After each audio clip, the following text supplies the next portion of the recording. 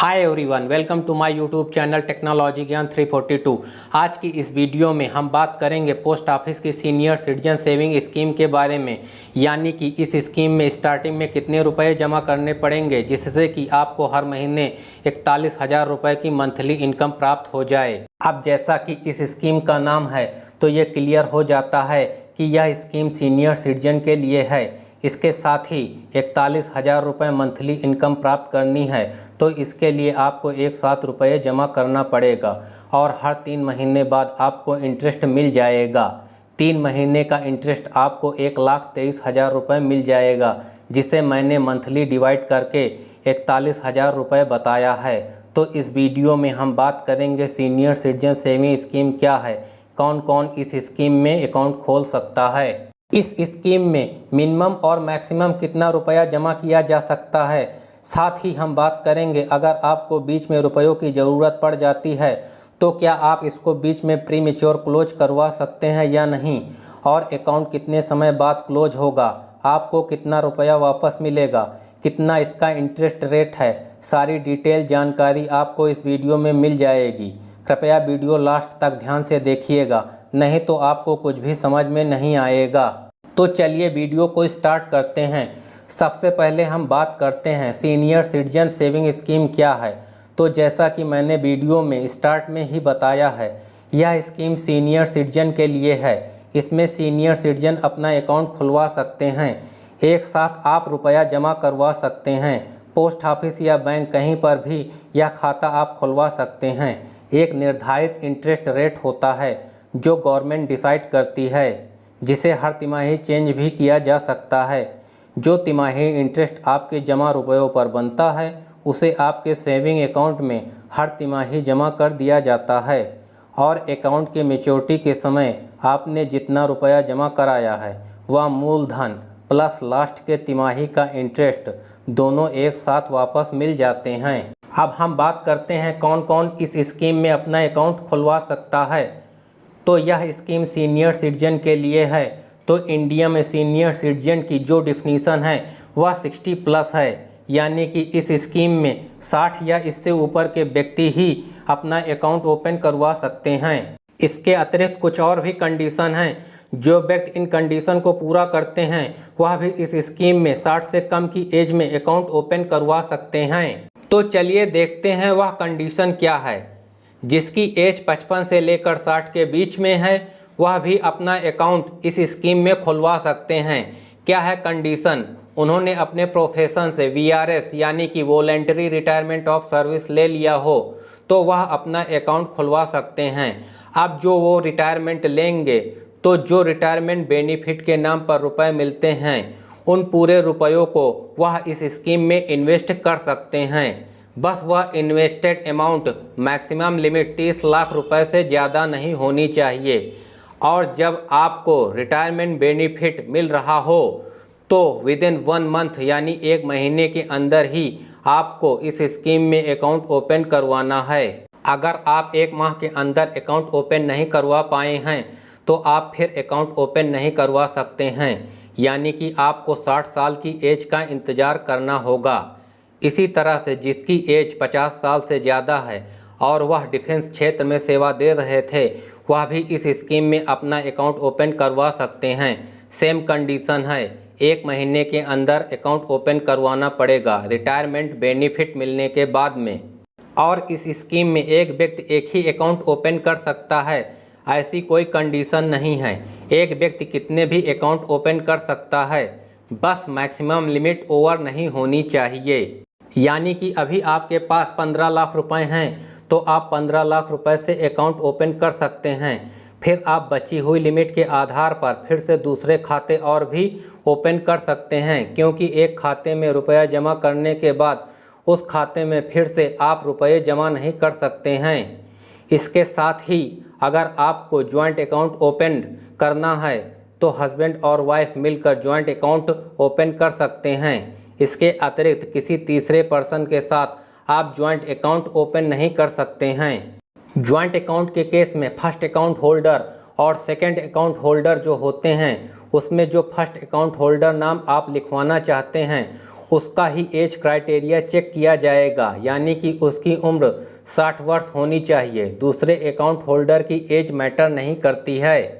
अब हम बात करते हैं डिपॉजिट लिमिट की, यानी कि कम से कम और अधिक से अधिक आप कितने रुपए इस स्कीम के अंतर्गत जमा करवा सकते हैं। तो इस स्कीम में आप कम से कम 1000 रुपये और अधिकतम जमा की बात करें तो एक व्यक्ति 30 लाख रुपए मैक्सिमम जमा करवा सकता है। बस जमा की जाने वाली अमाउंट 1000 रुपये के मल्टीपल में होनी चाहिए। जिन व्यक्तियों की एज अभी 60 साल नहीं हुई है और वह रिटायरमेंट वाली एज से अपना अकाउंट इस स्कीम में ओपन करना चाहते हैं, तो वह उतनी अमाउंट से अकाउंट ओपन करवा सकते हैं जितना उन्हें रिटायरमेंट बेनिफिट के नाम पर मिला है। मैक्सिमम डिपॉजिट लिमिट 30 लाख को कंसीडर करते हुए, यानी कि यदि आपको रिटायरमेंट बेनिफिट के नाम पर 20 लाख रुपए मिले हैं और आपके पास पहले से 10 लाख रुपए की अतिरिक्त सेविंग है और आप 30 लाख रुपए जमा करवाना चाहते हैं, तो आप ऐसा नहीं कर सकते हैं, क्योंकि आप केवल रिटायरमेंट बेनिफिट अमाउंट 20 लाख रुपए से ही अकाउंट ओपन करवा सकते हैं। आपको 30 लाख रुपए की लिमिट पूरा करने के लिए 60 साल का वेट करना पड़ेगा। रिटायरमेंट बेनिफिट के नाम पर आपको क्या क्या मिल सकता है? पीएफ का पैसा मिलता है, ग्रेच्युटी मिलती है, पेंशन का पैसा मिलता है, कोई लीव इनकैशमेंट आपने लास्ट में कराया है वह मिल जाता है। साथ ही आपके एम्प्लॉयर की तरफ से कोई मिला हुआ इंश्योरेंस हो, काफ़ी तरह के इंश्योरेंस हो सकते हैं, वह पैसा आपको मिल सकता है। इन सभी अमाउंट्स को जोड़कर आप मैक्सिमम लिमिट को ध्यान में रखते हुए 30 लाख रुपए तक जमा करवा सकते हैं। यदि आपने गलती से भी ज़्यादा रुपए जमा करवा दिए हैं, यानी कि एक पोस्ट ऑफिस में 15 लाख रुपए, दूसरे पोस्ट ऑफिस में 15 लाख रुपए और किसी एक बैंक में जाकर 15 लाख रुपए जमा करवा देते हैं, तो पहले तो यह पकड़ में नहीं आता था, लेकिन आज के समय में आधार पैन की वजह से आसानी से पकड़ में आ जाता है। तो ऐसी कंडीशन में आपके द्वारा जमा किए गए अतिरिक्त अमाउंट पर सिंपल सेविंग अकाउंट के हिसाब से ही इंटरेस्ट मिलेगा, यदि आप लिमिट से ज़्यादा रुपए जमा करवा देते हैं। अब हम बात करते हैं इंटरेस्ट रेट की। तो यहाँ पर जो इंटरेस्ट रेट है वह 8.2% है। आप चाहे पोस्ट ऑफिस में अकाउंट खुलवाएं, चाहे किसी भी बैंक में खुलवाएं, ये इंटरेस्ट रेट गवर्नमेंट की तरफ से ऑफ़र किया जाता है।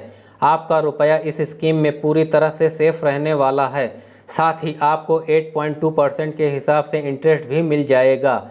यहाँ पर जो इंटरेस्ट मिलता है वह क्वार्टरली बेसिस पर मिलता है, यानी कि हर 3 महीने का जो भी इंटरेस्ट है वह आपको अगले वर्किंग डे पर मिल जाएगा। यानी कि 1 जनवरी से 31 मार्च का इंटरेस्ट 1 अप्रैल को मिल जाएगा, 1 अप्रैल से 30 जून का इंटरेस्ट 1 जुलाई को मिल जाएगा, 1 जुलाई से 30 सितंबर का इंटरेस्ट 1 अक्टूबर को मिल जाएगा, 1 अक्टूबर से 31 दिसंबर का इंटरेस्ट 1 जनवरी को मिल जाएगा, जो कि आपके सेविंग अकाउंट में ट्रांसफ़र कर दिया जाएगा।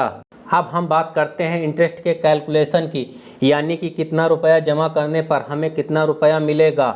और जो हमने स्टार्टिंग में बात की थी, हर महीने 41,000 रुपये लेने के लिए आपको कितना रुपया जमा करना होगा। यदि आप इस स्कीम में अकाउंट खोलकर 1 लाख रुपए जमा करते हैं तो क्वार्टरली इंटरेस्ट 2,050 रुपये मिलेगा और ईयरली इंटरेस्ट की बात करें तो 8,200 रुपये मिलेंगे।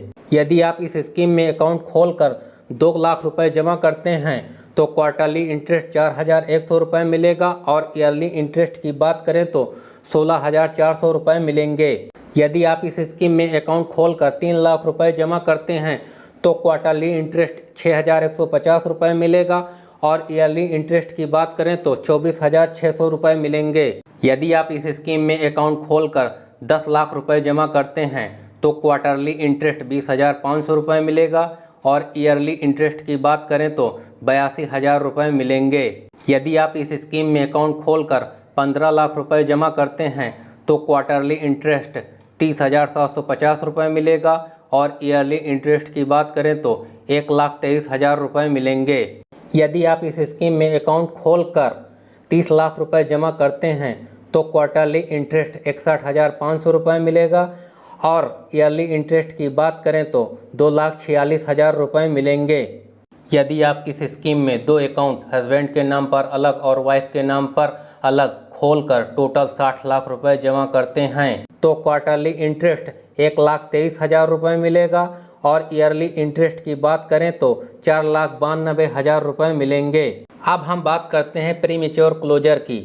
यदि आप इस स्कीम में अकाउंट खुलवा लेते हैं और आपको समय से पहले रुपयों की ज़रूरत पड़ जाती है तो आप इस अकाउंट को समय से पहले बंद भी करवा सकते हैं। यानी कि आपने 5 साल के लिए रुपए जमा करवा दिए हैं लेकिन आपको 5 साल से पहले रुपयों की ज़रूरत पड़ जाती है क्योंकि सीनियर सिटीजन हैं, इस एज में कभी भी रुपयों की ज़रूरत पड़ सकती है तो आप 1 साल के अंदर अकाउंट बंद करवा सकते हैं। यदि आप 1 साल के अंदर अकाउंट बंद करवाते हैं तो जितने रुपए इंटरेस्ट के रूप में क्वार्टरली आपको मिले हैं उसे काटकर आपका मूलधन आपको वापस कर दिया जाएगा।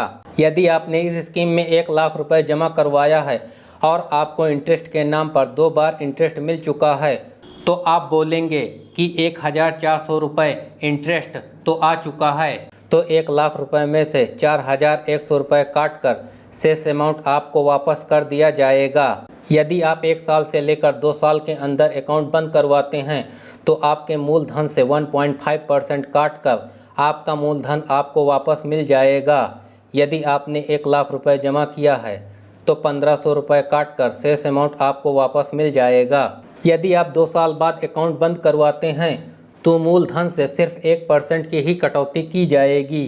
यदि आपके अकाउंट के 5 साल पूरे हो चुके हैं तो आप अपने अकाउंट का पूरा रुपया ले सकते हैं। अब हम बात करते हैं एक्सटेंशन ऑफ अकाउंट की। यहाँ पर आपको एक फैसिलिटी और मिल जाती है एक्सटेंशन ऑफ अकाउंट की, यानी कि 5 साल का अकाउंट है और 5 साल बाद भी आप रुपये नहीं लेना चाहते हैं तो आप इस अकाउंट को 3 साल के लिए एक्सटेंड कर सकते हैं। लेकिन यह सुविधा आप सिर्फ एक बार ही ले सकते हैं, यानी कि 5 साल का अकाउंट है प्लस 3 साल के लिए आप अकाउंट को एक्सटेंड करवा सकते हैं। आपको ज़्यादा पेपर वर्क नहीं करना पड़ेगा लेकिन आपको नया इंटरेस्ट रेट मिलेगा। मान लीजिए पहले आपको 9% इंटरेस्ट रेट मिल रहा था और आज का इंटरेस्ट रेट 8.2% है तो आपको 8.2% के रेट से ही इंटरेस्ट दिया जाएगा। यदि आपने कम इंटरेस्ट रेट पर अकाउंट ओपन करवाया है तो आपको ज़्यादा इंटरेस्ट भी मिल सकता है और ज़्यादा इंटरेस्ट रेट पर अकाउंट ओपन करवाया है तो आपको कम इंटरेस्ट भी मिल सकता है। यदि आप 3 साल के लिए अकाउंट एक्सटेंड करते हैं और आपको अचानक से रुपयों की ज़रूरत पड़ती है तो आप इस कंडीशन में 1 साल बाद अपने अकाउंट को प्रीमेच्योर क्लोज करवा सकते हैं। इस कंडीशन में आपके अकाउंट से किसी भी प्रकार की पेनाल्टी चार्ज नहीं की जाएगी, यानी कि आपको एक्सटेंशन तो ज़रूर ही करवा लेना चाहिए अगर आपको रुपयों की ज़रूरत नहीं है। अब हम बात करते हैं क्लोजर ऑफ अकाउंट की। जैसा कि मैंने आपको पहले ही बताया है 5 साल का यह अकाउंट होता है। जैसे ही 5 साल पूरे हो जाते हैं आपका पूरा रुपया आपको वापस मिल जाएगा। अब हम बात करते हैं यदि अकाउंट होल्डर ऑब्लिक डिपॉजिटर की डेथ हो जाती है तो इस कंडीशन में उसी दिन अकाउंट को बंद कर दिया जाता है जिस दिन अकाउंट होल्डर की डेथ होती है। यदि अकाउंट होल्डर की डेथ होने पर उस अकाउंट होल्डर का नॉमिनी या उसके रिलेटिव रुपये का क्लेम नहीं करते हैं तो अकाउंट होल्डर की डेथ के बाद से उस अकाउंट पर सिंपल सेविंग अकाउंट का ही इंटरेस्ट रेट यानी कि 4% का ही इंटरेस्ट मिलेगा। आपको सीनियर सिटीजन सेविंग स्कीम का 8.2% का इंटरेस्ट रेट नहीं मिलेगा। अब हम बात करते हैं death in case of joint account की। ज्वाइंट अकाउंट के केस में यदि एक व्यक्ति की डेथ हो जाती है तो उस केस में दूसरा व्यक्ति उस अकाउंट को चालू भी रख सकता है और उस अकाउंट को बंद भी करवा सकता है। यदि अकाउंट चालू रखना चाहता है तो उस केस में कुछ कंडीशन को ध्यान में रखा जाएगा। जो व्यक्ति अकाउंट को चालू रखना चाहता है उसकी एज 60 साल या उससे ज़्यादा होनी चाहिए। वह अकाउंट को चालू रखने के लिए एलिजिबल होना चाहिए। इसके साथ साथ अगर उसके खुद के नाम से 30 लाख रुपए का सीनियर सिटीजन सेविंग अकाउंट है और हस्बैंड या वाइफ के नाम से 30 लाख रुपए का अलग से सीनियर सिटीजन सेविंग अकाउंट है तो टोटल इन्होंने 60 लाख रुपए जमा करवा रखा था। यदि दोनों व्यक्तियों में से किसी एक की डेथ हो जाती है तो वह अकेला व्यक्ति मैक्सिमम लिमिट के अनुसार केवल 30 लाख रुपए के अकाउंट को ही चालू रख सकता है। टोटल 60 लाख रुपए के अकाउंट को चालू नहीं रखा जा सकता है, क्योंकि एक व्यक्ति के डेथ के बाद एक व्यक्ति की मैक्सिमम लिमिट 30 लाख रुपए ही रह जाती है। अब हम बात करते हैं इस स्कीम में मिलने वाले टैक्स बेनिफिट की। यदि आप सीनियर सिटीजन सेविंग अकाउंट में रुपए जमा करवाते हैं तो जिस वर्ष में आप अकाउंट ओपन करवा के रुपए जमा करवाते हैं उस वर्ष में सेक्शन 80C के अंतर्गत 1.5 लाख रुपए तक टैक्स में छूट मिल जाती है। और यह छूट केवल तब मिलती है जब आप इनकम टैक्स रिटर्न में ओल्ड रिजाइम को सेलेक्ट करते हैं। अगर आप न्यू रिजाइम को सेलेक्ट करते हैं तो वहां पर सेक्शन 80C की टैक्स छूट को हटा दिया गया है। यदि आप ओल्ड रिजाइम सेलेक्ट कर रहे हैं तो उस कंडीशन में आप सेक्शन 80C की टैक्स छूट का लाभ ले सकते हैं। इसके अतिरिक्त इस स्कीम में मिलने वाला इंटरेस्ट पूरी तरह से टैक्सेबल होता है, यानी कि इस स्कीम से इंटरेस्ट के नाम पर जो भी इनकम आपको प्राप्त होगी वह टैक्सेबल होगी। वह कैसे टैक्सेबल होगी? तो वह आपके स्लैब के अकॉर्डिंग टैक्सेबल होगी। अगर आपके बाकी सोर्सेस से इनकम मिलाकर 5 लाख रुपए के अंदर है तो आपको कोई भी टैक्स नहीं लगेगा।